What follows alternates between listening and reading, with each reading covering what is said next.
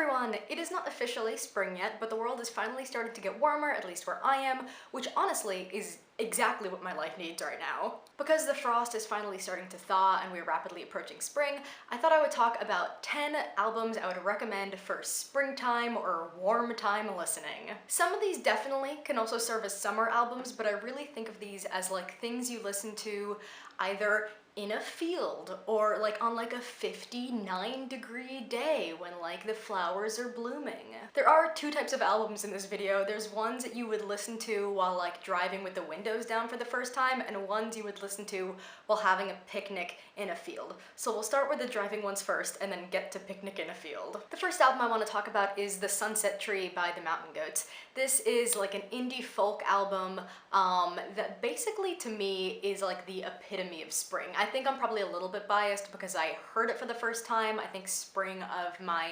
freshman year of college, and so I have like really strong memories of like listening to this with the windows rolled down with my friends, but like this just feels like everything thawing. Thematically, this is like about John Darnielle's relationship with his abusive stepfather, but I think it takes like this very hopeful vibe to everything. Like it's not a dour album despite its content, and I think that's intentional. It's like the light in spite of everything, and so I think as you transition from winter to spring, this is like an amazing album. Also sonically, I know the Mountain Goats kind of have like a hi-fi thing and a lo-fi thing, and this is like kind of right at that midpoint where like it's not overproduced or anything, and it has like really fun and lush instrumentation while still having like that kind of chipper early Mountain Goats vibe. It's a lot of fun. I'll be breaking this out on like the next road trip I go on, and it's amazing. My next recommendation is Let's Get Out of This Country by Camera Obscura. This is a twee pop, indie pop album that is like saccharine sweet and amazing and feels like life. To me, this album feels like being young and in love. It is full of like these like vibrant, vivacious, jangly tunes that just like feel like the sun is at its peak of the day and you're having an amazing time with the person you love and want to marry. I think twee pop generally is really good for spring because again, there is something I think very twee about spring, like gingham dresses and strawberry earrings and stuff like that. And so, and this is my favorite twee album, so as a genre, I recommend it, and this album especially. The third album I recommend is Reckoning by REM.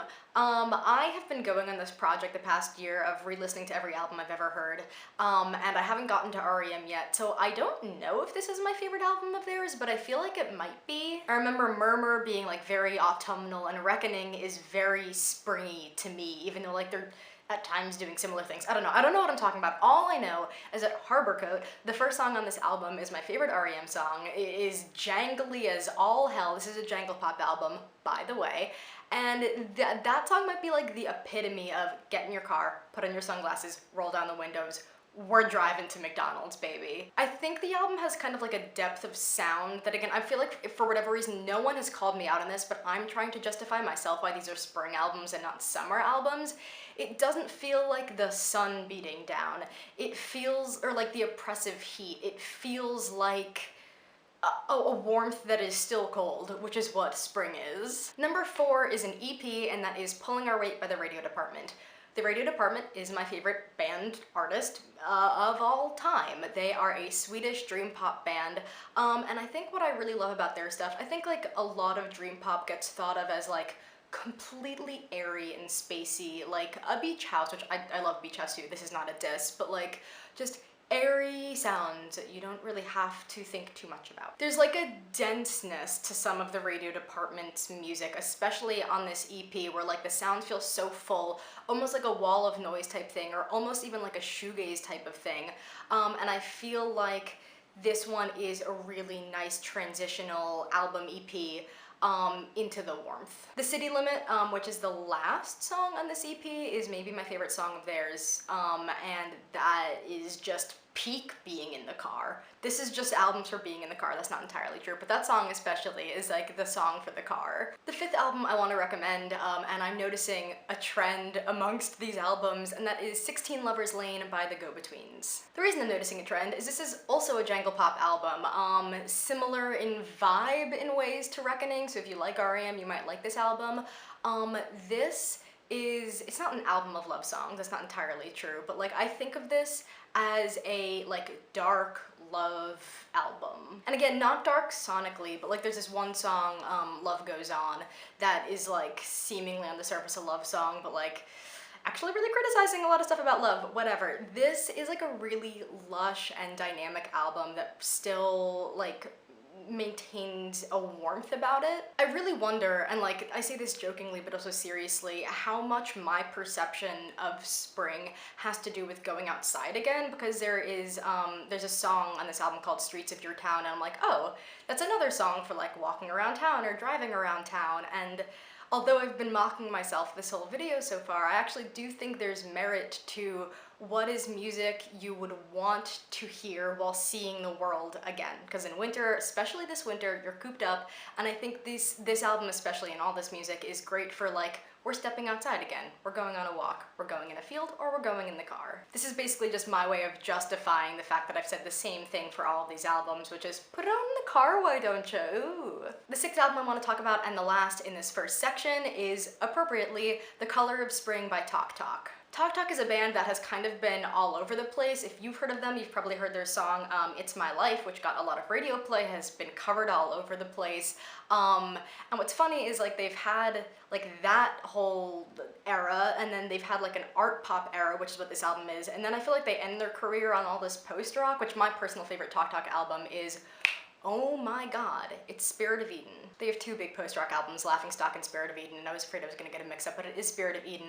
But this album, The Color of Spring, the one we're talking about, is an art pop album, which just sounds so springy. Another thing I really associate with spring is obviously like pops of color, because like you're seeing flowers again, and I feel like the world is kind of, you know, becoming vibrant again, and this album with its tones I feel like feels like little pops of color everywhere.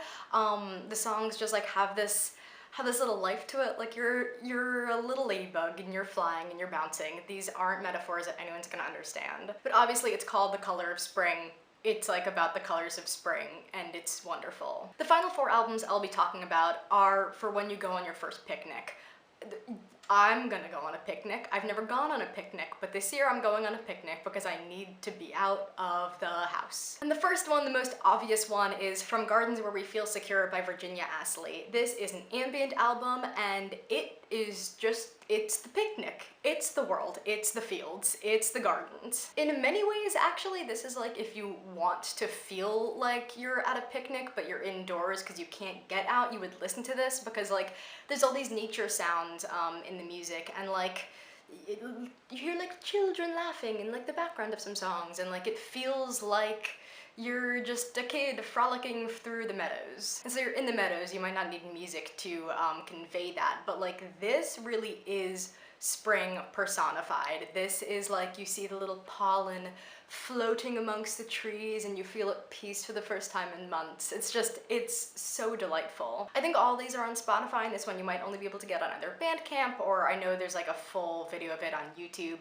but it's definitely worth checking out. Also really good to do work to. I feel like all ambient albums are good to do work to. Number 8, we have Zero by Ichiko Aoba. Ichiko Aoba is a Japanese folk artist who had a new album out last year, and that got a pretty good amount of buzz. Like I feel like she wasn't really talked about by a lot of people, and then Fantano reviewed her album, and it was my favorite album of last year, but Zero is still my favorite of hers. Most of Ichiko Aoba's recorded main albums, not the live stuff because that's very different, is so simple. It's her and a guitar at like this really like complex and beautiful finger picking, and her voice is so ethereal. It is the coziest stuff of all time. Really quickly, I just want to acknowledge that the lighting has changed. I'm actually filming this around an hour later while I'm editing. I lost a lot of footage, like way more than I thought I had, and then when I went to finish filming, I only had like 3 minutes of footage left and I was rushing, so the entire ending of this video has been refilmed. Let's keep talking. What's interesting to me about Ichiko Aoba's albums, and this one especially, is it feels like almost you're in Paris, which is odd. Like, I've never been to Paris, so this is gonna be completely cliched, but it feels like you're sitting at a little table with like a little umbrella and you're sipping on a tea and you're just watching the people go by, and Ichiko Aoba's like right there playing for you like a little folk song. It's just like, it's so delightful and airy and calming. Another interesting thing about this album, it's very hard to find translations for her songs on the internet. I feel like I tried to look them up a couple years ago, and it seems like the subject matter of this album is quite apocalyptic, so it's interesting to me that, like, with this very delightful, lovely veneer, like, underneath there's this darkness lying, which to me is very interesting. The ninth album I want to talk about, and I just re-listened to this yesterday and it like completely blew my mind, and that is Karma by Pharoah Sanders. This is like a spiritual jazz, soul jazz album, and I am not spiritual in the slightest, but this like felt like it took me to a completely new plane of existence. It just like is filled with so much life. My notes say that it's floating with life. It like begins and it is just this like menagerie of sounds and of joy and of vividness. I feel like this would be especially good for a picnic or for doing drugs in the spring outside, especially. Like, this isn't a druggy album per se, but I do think there is something like almost transcendental about its sounds that would pair well with something like a drug. And the final album I want to talk about is Brighter Later by Nick Drake.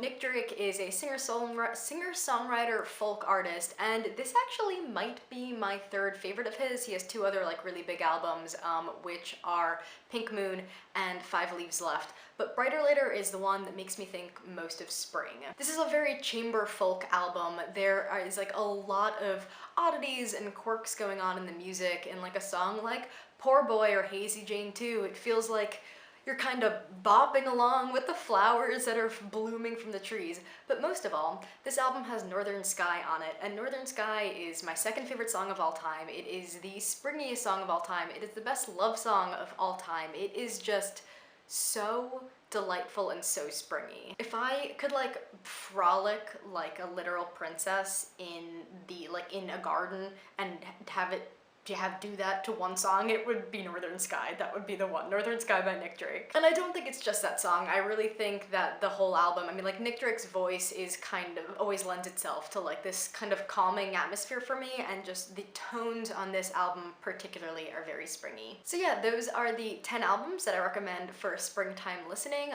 If you like any of these albums, let me know. If you listen to any of these albums, let me know. And if you have any springtime either songs or albums that you want to recommend, please let me know in the comments below. I'm very glad I got to film this part over again, because the last time I filmed was just such chaos. So thank you guys for watching, and I will see you guys next time.